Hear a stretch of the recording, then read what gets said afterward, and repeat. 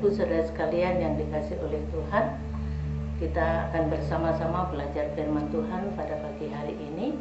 Sebelum itu saya mau mengajak kita semua untuk berdoa terlebih dahulu. Mari kita berdoa. Bapa di surga, Bapa yang penuh kasih, kami datang kepadamu ya Tuhan pada pagi hari ini.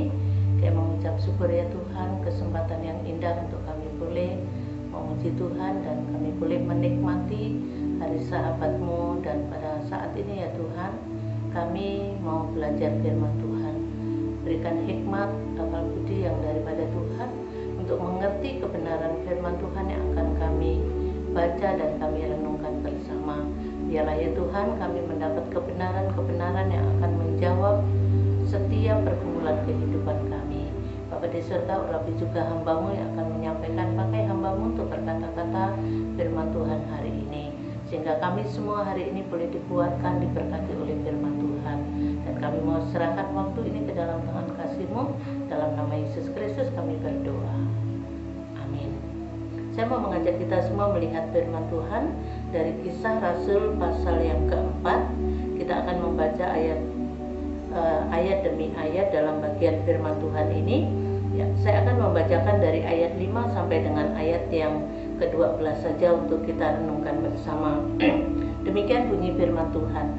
Pada keesokan harinya pemimpin-pemimpin Yahudi serta tua-tua dan ahli-ahli Taurat mengadakan sidang di Yerusalem dengan imam besar Hanas dan Kayafas, Yohanes dan Alexander dan semua orang lain yang termasuk keturunan imam besar. Lalu Petrus dan Yohanes dihadapkan kepada sidang itu dan mulai diperiksa dengan pertanyaan ini, dengan kuasa manakah atau dalam nama siapakah kamu bertindak demikian itu? Maka jawab Petrus penuh dengan Roh Kudus, hai pemimpin-pemimpin umat dan tua-tua, jika kami sekarang harus diperiksa karena suatu kebajikan kepada seorang sakit dan harus menerangkan dengan kuasa manakah orang itu disembuhkan, maka ketahuilah oleh kamu sekalian dan oleh seluruh umat Israel bahwa dalam nama Yesus Kristus orang Nazaret yang telah kamu salibkan, tetapi yang telah dibangkitkan Allah dari antara orang mati, bahwa oleh karena Yesus itulah orang ini berdiri dengan sehat sekarang di depan kamu. Yesus adalah batu yang dibuang oleh tukang-tukang bangunan, yaitu kamu sendiri. Namun ia telah menjadi batu penjuru, dan keselamatan tidak ada di dalam siapapun juga selain di dalam Dia. Sebab di bawah kolong langit ini tidak ada nama lain yang diberikan kepada manusia yang olehnya kita dapat diselamatkan. Sampai di sini pembacaan kita pada pagi hari ini. Bapak Ibu Saudara sekalian yang dikasihi oleh Tuhan, kalau kita boleh melihat dari bacaan kita ini bahwa Petrus dan Yohanes sedang bersaksi menyatakan imannya kepada banyak orang, dan kita boleh melihat bahwa di dalam pasal 3 di sana diceritakan bahwa ada seorang yang sudah disembuhkan dari pelayanan Petrus dan Yohanes. Dengan demikian dikatakan juga di dalam ayat sebelumnya yang boleh kita baca dari pasal 4 ini, bahwa ada banyak orang yang percaya kepada Tuhan Yesus. Dikatakan di dalam ayat yang keempat di situ bahwa banyak orang yang percaya. Ayat 4 berbunyi, tetapi di antara orang yang mendengar ajaran itu banyak yang menjadi percaya, sehingga jumlah mereka menjadi kira-kira 5.000 orang laki-laki. Bapak Ibu Saudara sekalian yang dikasihi oleh Tuhan, ini disebutkan 5.000 orang hanya laki-laki, belum perempuan, belum juga mungkin ada pemuda-pemudi yang atau pemudi yang tidak terhitung di sana. Bapak Ibu Saudara sekalian yang dikasihi oleh Tuhan, kita boleh melihat ketika Petrus dan Yohanes menyatakan imannya kepada Tuhan Yesus, ketika dia bersaksi kepada orang banyak, ternyata Petrus dan Yohanes mendapat tekanan dari orang-orang yang terpandang. Orang-orang itu punya jabatan, tetapi mereka justru menentang ajaran daripada Petrus dan Yohanes mengenai Tuhan Yesus yang telah disalibkan dan bangkit itu. Bapak Ibu Saudara sekalian yang dikasihi oleh Tuhan, ayat 5 sampai dengan ayat 6, bahwa orang-orang yang menekan Petrus dan Yohanes itu adalah pemimpin-pemimpin Yahudi, tua-tua Yahudi, ahli Taurat, imam besar Hanas, Kayafas, Yohanes, dan ada beberapa orang yang ikut tergabung di sana. Tetapi Bapak Ibu Saudara sekalian yang dikasihi oleh Tuhan, siapapun yang menekan Petrus dan Yohanes, mereka tidak pernah takut. Mereka tetap berani menghadapi tekanan-tekanan di dalam pelayanannya. Karena apa? Dia boleh menyatakan imannya. Dia tetap bertahan dalam tekanan. Dan apa sih yang membuat Petrus dan Yohanes bisa bertahan dalam tekanannya? Mari kita lihat di dalam ayat yang ke-10 sampai dengan ayat yang ke-12 dikatakan, maka ketahuilah oleh kamu sekalian dan oleh seluruh umat Israel bahwa dalam nama Yesus Kristus orang Nazaret yang telah kamu salibkan tetapi yang telah dibangkitkan Allah dari antara orang mati, bahwa oleh karena Yesus itulah orang ini berdiri dengan sehat sekarang di depan kamu. Yesus adalah batu yang dibuang oleh tukang-tukang bangunan, yaitu kamu sendiri.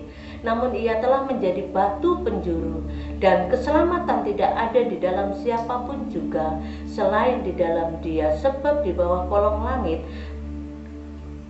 tidak ada nama lain yang diberikan kepada manusia yang olehnya kita dapat diselamatkan. Bapak Ibu Saudara sekalian yang dikasihi oleh Tuhan, pernyataan Petrus dan Yohanes itu pernyataan yang memang dia sendiri mengalami, dia sendiri menjadi saksi mata, bukan kata orang. Dia sendiri menyaksikan apa yang terjadi di dalam diri Tuhan Yesus, bahwa Yesus memang benar-benar adalah Allah yang berkuasa. Yesus adalah benar-benar Tuhan dan Dia juga adalah juru selamat. Oleh sebab itu Bapak Ibu Saudara sekalian yang dikasihi oleh Tuhan, apapun yang merintangi Petrus dan Yohanes, tekanan dari manapun yang dihadapi tidak membuat mereka undur, tidak membuat mereka kecewa, tidak membuat mereka tawar hati, tetapi mereka justru kuat bertahan di dalam tekanan. Tema kita hari ini yaitu bertahan dalam tekanan. Bapak Ibu Saudara sekalian yang dikasihi oleh Tuhan, Petrus dan Yohanes, kenapa dia bertahan dalam tekanan? Karena dia merasakan bahwa apa? Di dalam dirinya Yesus telah nyata. Karena dia begitu meyakini, begitu percaya kepada Tuhan Yesus, dan dia sendiri mengalami perjumpaan dengan Tuhan Yesus secara pribadi. Bapak Ibu Saudara sekalian yang dikasihi oleh Tuhan, oleh sebab itu iman Kristen adalah perjumpaan pribadi dengan Tuhan Yesus dan menghidupkan kepercayaan itu pada Yesus dan menyerahkan, menyandarkan dan memfokuskan hidup untuk Tuhan Yesus. Bapak Ibu Saudara sekalian yang dikasihi oleh Tuhan, oleh sebab itu Petrus dan Yohanes tidak takut mengalami tekanan. Dia tetap bertahan dalam tekanan. Karena apa?